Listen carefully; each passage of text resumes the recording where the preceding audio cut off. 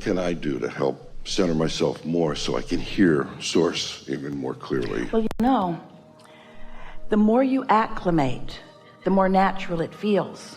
Sometimes you recall an earlier time when you weren't always tuned into it. So when you did tune in, it was almost startling for a minute. In fact, sometimes it was so startling you tuned out almost as soon as you tuned in. It was like sort of shocking. But the more you acclimate to it, the more it doesn't feel like something extraordinary is happening. The laws of the universe are not difficult to grasp. Now, we want to point out what you're doing right here, and everyone will sort of get it. It's easier for them to hear it even than for you to. But do you hear what you're focused on? What you're focused on is, I'm not hearing as clearly as I would like to. And so what's the stance of your vibration? Understood. And so even when you say it or notice it, there's this feeling that I'm blocking something. And you've learned enough from us and others and from life to know that a desire is one frequency and a belief is another. And if the belief about the desire isn't the same as the desire, then there's a sort of blocking going on. And so you set yourself up pretty good for this blockage. You said, through life, I could hear. And for a while I could hear clearly. And now I'm not hearing as clearly. And we want to say, that's why. I didn't know how else to ask the question. So. It's the perfect way to ask the question. It's the way life causes you to ask the question. There's not anything inappropriate about your question. Your perfect question lets us offer you this perfect answer. And it ties into what we were talking about earlier.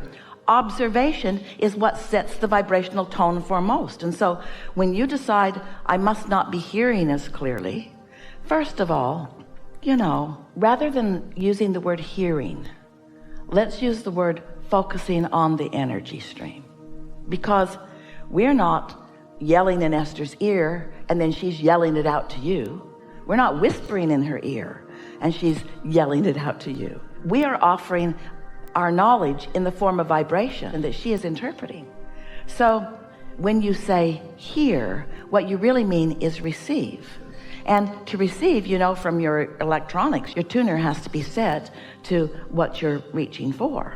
But the thing about this hearing from non-physical is that step one is, that's the question.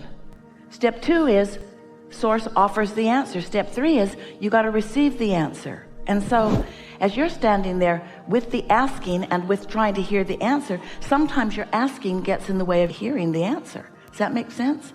It's like you're so aware of what is, which just makes you ask so hard for what you really want, which causes Source energy to answer with great clarity and depth and breadth. But if you're all balled up in the question, you can't hear the answer. So you want to put some conscious separation between the asking and the receiving of the answer. So when you see the cooperative components start to unfold in front of you and you get excited about it, that little voice in my head starts to go, what's next? And how do you control that so you don't put the brakes on the process? Well, just pay attention to the way you're feeling. We're going to give you an example of this. You're really going to like this. It speaks exactly to where you are and what you're asking for, and so many others too. We're going to throw out some statements that we just want to settle in with you, sort of starting in a building process. So as you receive one, the next will be easier to hear, and the next and the next, and so on. So you create your own reality and you offer a vibration that law of attraction responds to, and that's how you do it. And you've been doing it, and you've got a reality around you that you've already created. These are big words. You've got a reality around you that you've already created that's in the way of the one you are trying to create now. Because it's full of things that you are observing, and it's full of things that you believe that are in the way of what you're now asking for. You kind of get that, don't you? I want it, but. Think about anyone that you've been trying to encourage in something, and as soon as you start being optimistic about their situation, they get really logical and argue for their limitations. And after a little while, you sort of want to give it up with them, because it's like, you've talked me into it. You can't do this. Well, you have this same sort of struggle going on within yourself. Your desires are being challenged by your beliefs, but your beliefs will morph and modify to satisfy the expansion of that which you are about. It is the eternal nature of all that we all are. So there is this now reality that as you're involved in it, and how can you not be, and you're seeing it and hearing it and smelling it and tasting it and touching it, and how can you not be?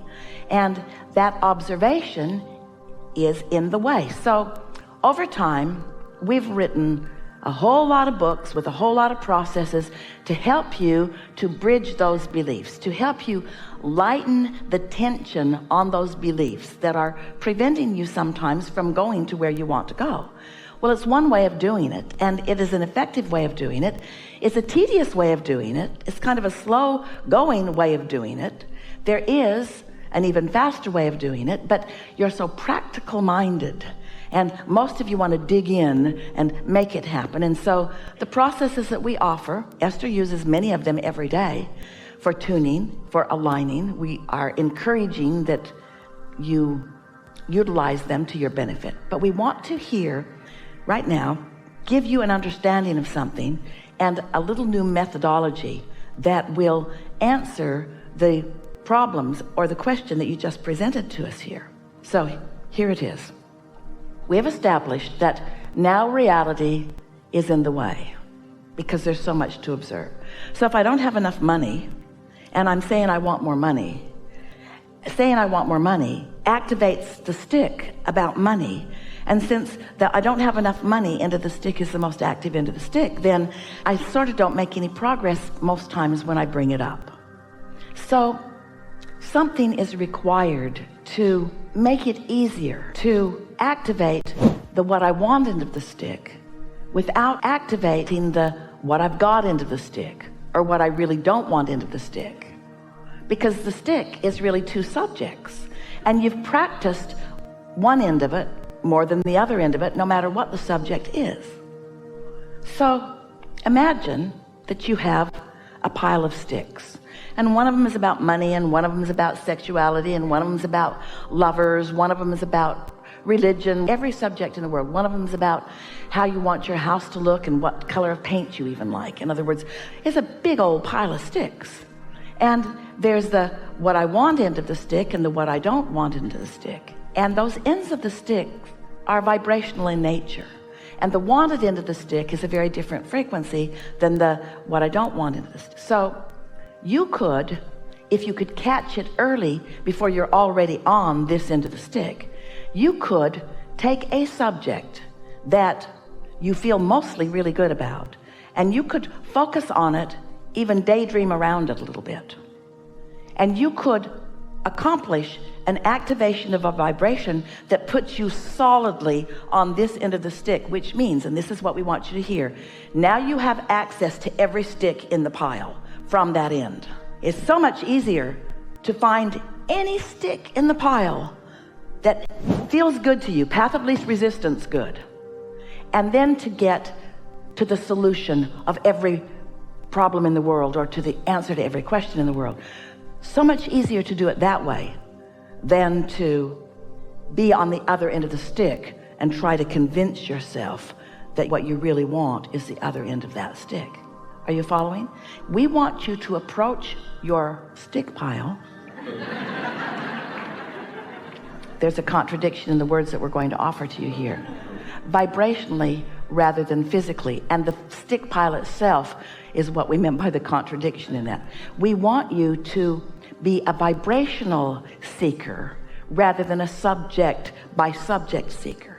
In other words, we want you to care about your vibration. You see, if we can convince you that you care about your vibration, and we can get you to do some things that allow you to allow your vibration to rise, now you have access to everything that's in the vortex, and now the magical seeming unfolding of this phase of your life, meaning this minute and the next minute and the next minute, maybe a few hours of it, are going to unfold in a way that they often don't unfold. Haven't you noticed the better it gets, and the worse it gets, the worse it gets? Haven't you ever gotten off on a negative run where everything that happens goes wrong?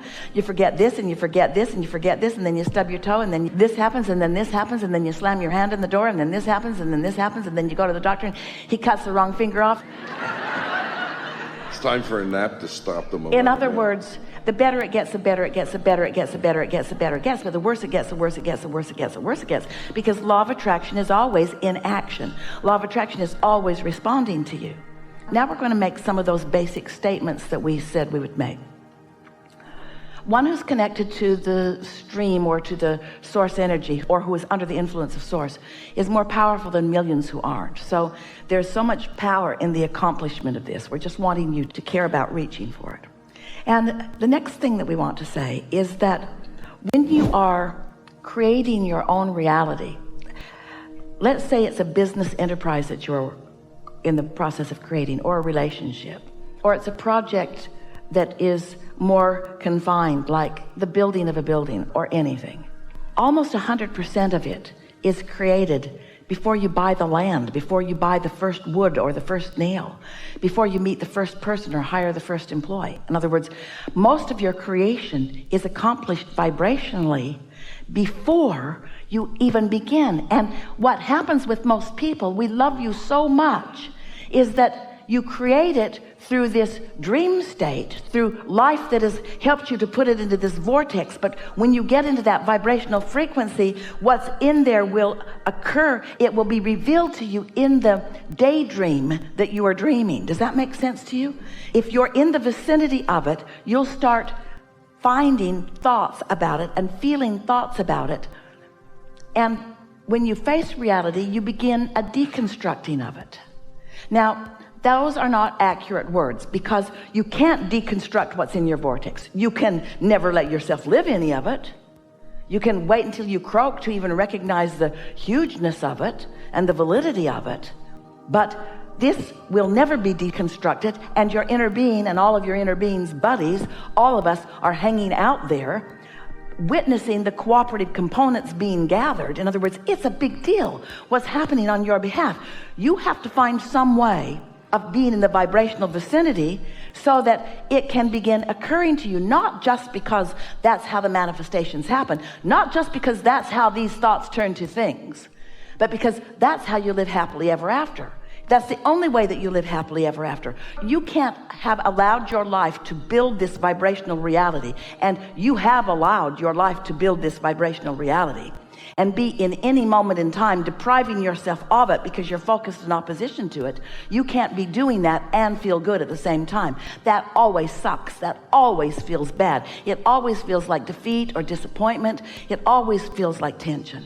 But when you turn just the slightest in the direction of what you want, that's all it takes for positive emotion to replace negative emotion. Just be turned and facing in the direction of this, because the momentum of your attention in that direction will become greater and greater and greater until you will feel the power and the rhythm of it, and you will be in that place of receptive mode, that place of reception where you will understand that, where you will understand it, because words don't teach. It's life experience that teaches.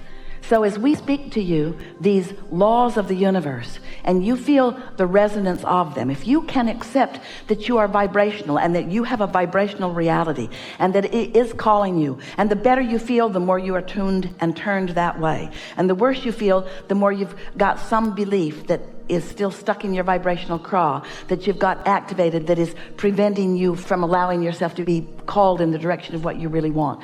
Once you consciously acknowledge this, and then you start living life and watching, what you begin to notice is there's an absolute, every single time, correlation between your mood and attitude and what is unfolding. It's either magical or not magical. And there's some stuff in between, but not really very much. You have strong emotions these days. You have tuned enough to who you are that when you're out of tune with who you are, you really feel it. People say to us, is it normal for all hell to break loose in my life once I begin playing with you? And we say, sort of, kind of, because you activate the wholeness of who you are, which makes it less tolerable to be in a vibrational frequency that is not who you really are.